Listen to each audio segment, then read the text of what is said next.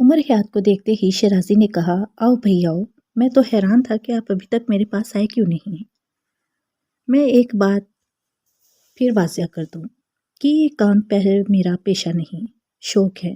आपको अगर कुछ दे सकता तो ज़रूर दूंगा, मगर लूँगा कुछ नहीं।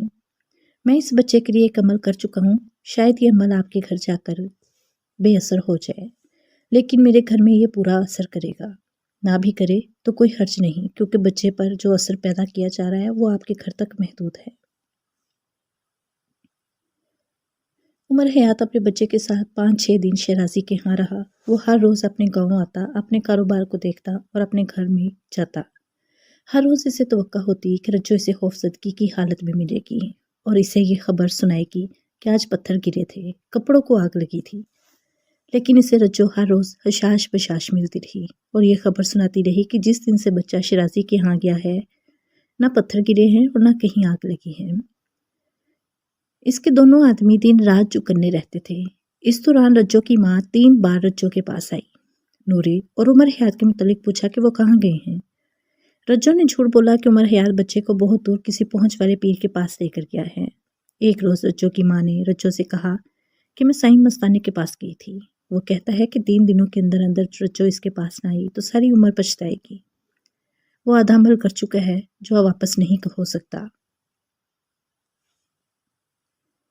रज्जो ने कहा, साईं मस्तानी से कहो ज़रा सब्र करे, हम इस नए पीर को आजमा लें। फिर रज्जो ने अपनी माँ से कहा, देख लो माँ, जिस रोज़ से नूरा और इसका अब्बा गए हैं, मेरा घर इस आफत से महफूज है। माँ ने कहा, देख लिया ना, जिस रोज़ नूरा वापस आएगा, इस रोज़ से आफत फिर शुरू हो जाएगी। बात इस बच्चे पर ही ख़त्म होती है, इसलिए बच्चे को हमेशा के लिए इस घर से गायब करना ज़रूरी है। रज्जो ने माँ को टालते हुए कहा, ठीक है माँ, मैं इस बच्चे का कुछ करती हूँ। इस वक्त इसने माँ को टाल देना ही बेहतर समझा। एक रोज़ शराजी ने उमर हयात से कहा, आपने देख लिया कि वहाँ से बच्चे को हटाने से क्या फ़र्क पड़ा है। अब आप बच्चे को घर ले जाएं। मैंने बच्चे पर एक अमल कर दिया है, उम्मीद है अब बच्चे पर जादू असर नहीं करेगा, मगर मैं फिर भी इसका पक्का बंदोबस्त करना चाहता हूँ, इसलिए मैं आज ही अपने उस्ताद के पास जा रहा हूँ। उमर हयात ने कहा, ठीक है, आप बेफिक्र होकर जाइए, आपका जो भी खर्चा होगा वो मैं दूंगा और आपके उस्ताद को भी खिदमत मैं करूँगा। शराजी ने कहा, मैं आपसे कह चुका हूँ कि ये मेरा पेशा नहीं है, मुझे कुछ नहीं चाहिए और ना ही मेरा उस्ताद मुझसे कुछ लेगा। आप बेफिक्र होकर अपने घर चले जाएं और मेरा ख्याल ये भी है कि आपके घर पर जो जादू किया गया था इसके मियाद पूरी हो चुकी है। उमर हयात बच्चे को लेकर अपने घर आ गया और शराजी अपने उस्ताद की तरफ रवाना हो गया। जिस वक्त शराजी अपने उस्ताद के पास पहुंचा, इस वक्त उस्ताद के पास कोई साहिल बैठा हुआ था। उस्ताद को इत्तला मिली तो इसने शराजी को साहिल की मौजूदगी में ही अपने पास बुला लिया। हालांकि उस्ताद ऐसे कभी नहीं करता था, साहिल की राजदारी का बहुत ख्याल रखता था। शराजी अपने उस्ताद को झुक कर मिला, लेकिन उस्ताद ने इसे गले लगा लिया। उस्ताद ने अपने साहिल से कहा, देखो भाई, ये शराजी है, मेरा बड़ा अजीज दोस्त और तुम्हारे करीबी रहता है, दौलतपुर इसका गांव है।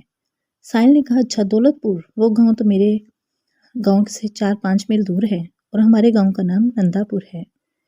कुछ देर उस्ताद शागिर्द इधर उधर की बातें करते रहे, फिर उस्ताद ने बातों में साहिल को भी शामिल कर लिया।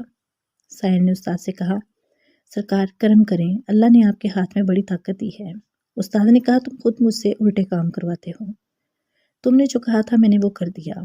परसों इसकी मियाद ख़त्म हो चुकी थी, अब तुम्हें इससे अपना मकसद हासिल हुआ या नहीं ये मेरे सोचने की बात नहीं, वो तुम्हारा मसला है। अब तुम कह रहे हो कि वो अपने खामद से तलाक ले ले या इसका खामद इसे तलाक दे दे। साहिल ने कहा, सरकार आपके लिए इससे कोई भी काम मुश्किल नहीं है, आप जो हुक्म करेंगे मैं पेश कर दूंगा।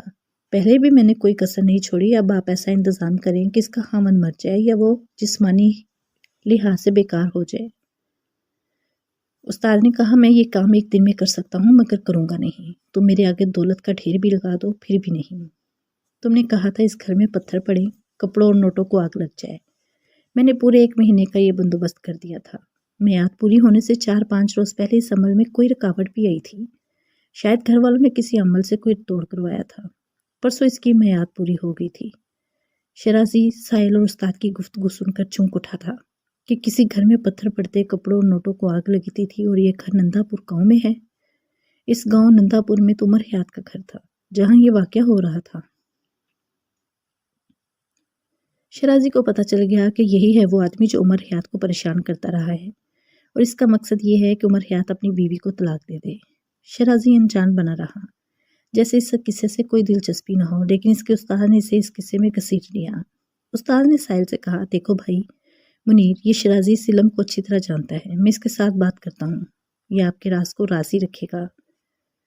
उस्ताद ने शराजी से कहा, बात यह है कि मुनीर भाई के गांव में उमर हयात नाम का एक आदमी है।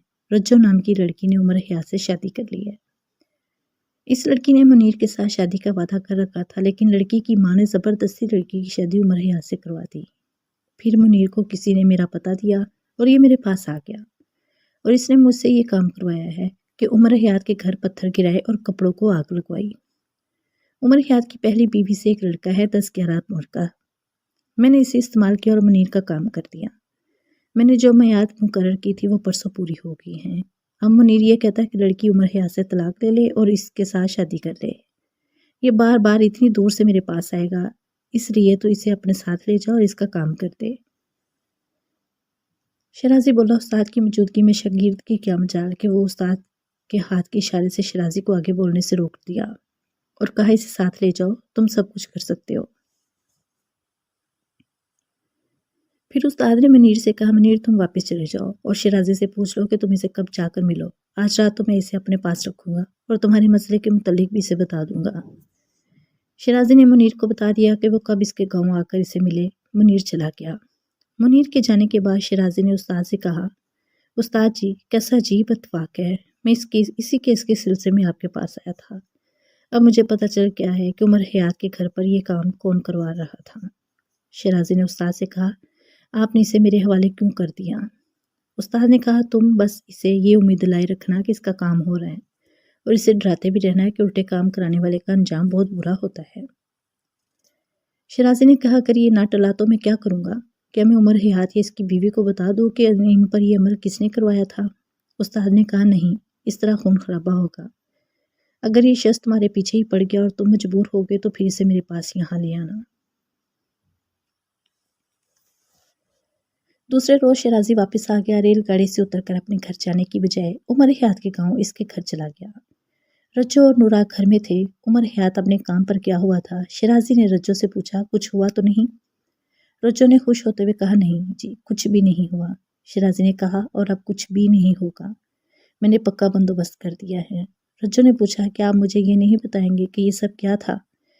क्या ये कोई जिन थे जो हमें हमारी किसी गलती की सजा देते रहे या किसी ने कुछ किया था? शराजी बोला, रज्जो तुम शायद भूल रही हो, मैं जब पहले रोज यहाँ आया था तो आप लोगों को बताया था कि ये जिन नहीं है, किसी ने कुछ करवाया है। रज्जो ने पूछा, क्या ये पता नहीं चल सकता ये सब किसने किया था? शराजी ने कहा, नहीं, जो कुछ भी हुआ वो हो चुका, अब इसे भूल जाओ, दिल से उतार दो और खुदा को याद किया करो। रज्जो ने कहा, क्या ये भी पता नहीं चल सकता कि ये चौधरी साहब का कोई दुश्मन है या मेरा? शराजी ने कहा, क्या करोगी ये सब बातें जानकर? बस ये समझ लो कि इस बच्चे को इस सारे खेल का जरिया बनाया गया था। मैंने बच्चे को यहाँ से हटा लिया और तुम्हारे दुश्मन का खेल खत्म। रज्जो ने चूम कर शराजी की तरफ देखा और पूछा, मेरे दुश्मन का खेल? रज्जो ने अपने दोनों हाथ जोड़ते हुए इल्तिजा के लहजे में कहा, मैं आपसे और कुछ नहीं पूछूंगी, मुझे सिर्फ इतना बता दें कि ये मेरा कोई दुश्मन था। शराजी ने कहा, हाँ, तुम्हारा ही दुश्मन था, बस और कुछ ना पूछना। रज्जो खामोश हो गई, इसका सर झुक गया। शराजी ने रज्जो के सर पर हाथ रखा। रज्जो के आंसू निकल आए। शराजी ने कहा, तुम खुश नहीं हो कि तुम्हारी मुसीबत खत्म हो गई? रज्जो ने कहा, खुश तो बहुत हूँ, लेकिन फिर भी ऐसे महसूस होता है जैसे कोई बेचैनी सी है। खुदा ने मेरे घर पत्थर बरसाकर मुझे सजा दी है, मुझे झंझोड़ कर बेबदार किया है। शराजी ने कहा, फिर तो तुम खुश नसीब हो, खुदा ने तुझे इसी दुनिया में झंझोड़ कर बेदार किया। तुम अगर ये बता दो कि तुम कैसी बेचैनी महसूस कर रही हो तो मैं कुछ कहूँ? रज्जो ने कहा, ये बातें चौधरी उमर हयात तक नहीं पहुँचेंगी क्योंकि कुछ बातें बड़ी नाजुक हैं। शराजी बोला, नहीं रज्जो, ऐसा नहीं होगा। उमर हयात मेरा दोस्त तो नहीं, इस घर में तो मुझे जीला लेकर आया है। ये इंसानी हमदर्दी का जज्बा था जो मुझे यहाँ ले आया था। तुम जो कहना चाहती हो बेतकल्लुफी से कह दो, उमर हयात तक कोई बात नहीं पहुँचेगी। रज्जो ने बताना शुरू किया कि चौधरी उमर हयात के साथ मेरी शादी इनकी जायदाद और इनकी दौलतमंदी की वजह से हुई थी। ये शादी एक कारोबार था। मेरी माँ कहती थी कि अकेला आदमी और इसकी इतनी ज़्यादा आमदनी और जायदाद भी है। شیرازی نے کہا تمہاری ماں نے سوچا ہوگا کہ تم سکھی رہو گی۔ رجو بولی نہیں، میری ماں نے سوچا تھا کہ وہ خود سکھی رہے گی، کہتی تھی کہ خامد سے پیسے لے کر میں اسے دیتی رہا کروں گی اور خامد کو اپنے قبضے میں لے کر کم از کم یہ گھر اپنے نام لکھوا لوں۔ میں نے اپنی چند مہینوں کی ازواجی زندگی میں ماں کو بہت پیسے دیے۔ ماں نے میری تربیت ہی ایسی کی کہ میرے 2 بھائی میں ہیں، ایک شادی کر کے الگ ہو گیا، دوسرا بھی نہ ہونے کے برابر ہے۔ جب میں جوان ہوئی میری ماں مجھے بنا سنوار کر رکھنے لگی۔ وہ مجھے بتا چکی تھی کہ اس کی جوانی کس طرح گزری ہے۔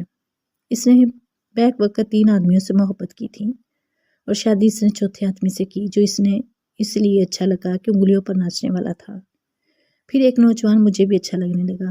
وہ اچھا آدمی نہیں تھا لیکن مجھے اس نے برائی سے بچائے رکھا۔ اس کا نام منیر ہے۔ وہ امیر باپ کا بیٹا ہے، سب اسے آوارہ کہتے ہیں لیکن میں اس کی آوارگی کا شکار نہیں ہوئی۔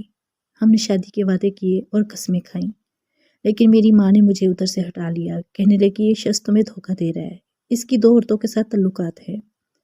میری ماں نے مجھ سے منیر کے متعلق ایسی باتیں کی کہ میرے دل میں اس کے لیے جو محبت تھی اس پر وہم اور وسوسے چھا گئے۔ میری ماں نے چودھری عمر حیات کو اپنی باتوں کے جال میں پھانس لیا اور مجھے بھی چودھری کے گھر لے آئی۔ ماں نے میری تربیت ہی ایسی کی تھی کہ میں نے چودھری صاحب پر اپنا جادو چلا لیا۔ انہوں نے اپنے بچے کی خاطر دوسری شادی نہ کرنے کا ارادہ کر رکھا تھا لیکن میں نے ان کے ارادے توڑ دیے اور انہوں نے مجھے قبول کر لیا۔ میرے دل میں خامد کی محبت نہیں تھی، ان کے بچے کو تو میرے دل نے قبول ہی نہیں کیا تھا۔ میں نے چودھری صاحب کو اور کوئی دھوکہ نہیں دیا سوائے بلا ضرورت پیسے لے کر ماں کو دیتی رہی اور پھر ہم پر یہ مصیبت آ پڑی اور میں اسے اپنی بدنیتی کی سزا سمجھنے لگی۔ شیرازی نے کہا مجھے ایک بات سچ بتاؤ کہ شادی کے بعد بھی منیر کے ساتھ تمہاری ملاقاتیں جاری ہیں؟ رجو نے تڑپ کر کہا نہیں، ایسا بالکل نہیں، لیکن منیر نے یہ ضرور کہا تھا کہ بے شک شادی عمر حیات سے کر لو اور بیوی میری بنی رہنا، پر میں نے اسے دھتکار دیا تھا اور پھر شادی کے بعد میں اسے بالکل نہیں ملی اور شادی کے چوتھے مہینے میرے گھر میں پتھر گرنے لگے اور کپڑے جلنے لگے تو خوف نے میرا دل اور خون خشک کر دیا۔ بچے کو جب دورہ پڑتا اس کا چہرہ دیکھ کر میں کانپنے لگتی تھی۔ اس وقت مجھے ماں یاد آتی تھی، میں سہاروں کے لیے تڑپتی تھی لیکن مجھے سینے سے کس نے لگایا؟ میرے خامد نے۔ ماں نے تو آ کر کہا کہ سائی مستانے کے پاس چلی جا، وہ کہتی تھی درویش کو خوش کر دو گی تو وہ تمہیں اس مصیبت سے نکال دے گا۔ مگر مجھے محبت اس سے ملی جس سے مجھے محبت نہیں تھی۔ وہ تو اپنے بچے پر اپنا سب کچھ لٹا دینے کی باتیں کرتا تھا لیکن اس نے مجھے اپنے وجود کی پناہ میں لے کر کہا رجو ڈرو مت، میں اپنے بچے کو تم پر قربان کر دوں گا۔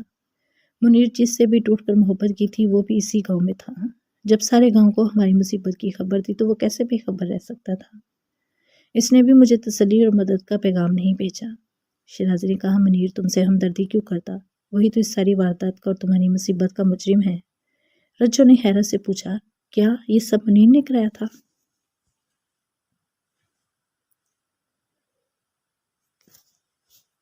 شیرازی نے کہا ہاں۔ عمر حیات کو نہ بتانا، یہ سب سچ ہے کہ تمہارا مجرم منیر ہے، لیکن اب تم چودھری کے پاس رہو گی۔ رجو نے پوچھا آپ کو کیسے پتا چلا؟ شیرازی نے کہا مجھے میرے استاد نے بتایا۔ رجو نے پوچھا آپ کے استاد نے اور کیا بتایا ہے؟ شیرازی بولا کیا کرو گی جان کر، تمہاری مصیبت ختم ہو چکی ہے، تم بس اس بات کا دھیان رکھنا کہ چودھری کو نہ بتانا کہ کارستانی منیر کی ہے، کہیں ایسا نہ ہو چودھری اس کے گلے پڑ جائے اور کسی مصیبت میں الجھ جائے۔ منیر لوفر اور بدماش ہے، وہ گنڈا گردی پر اتر آئے گا، تمہارے خلاف کوئی بات کہہ کر چودھری کے دل میں تمہاری محبت ختم کر دے گا۔ اوہ، رجو کے ہونٹوں سے ایک گھبرائی ہوئی اوہ نکل گئی۔ وہ حیرت اور خوف سے دبی آواز میں بولی ہاں وہ کر سکتا ہے میرے خلاف، وہ بہت کچھ کر سکتا ہے۔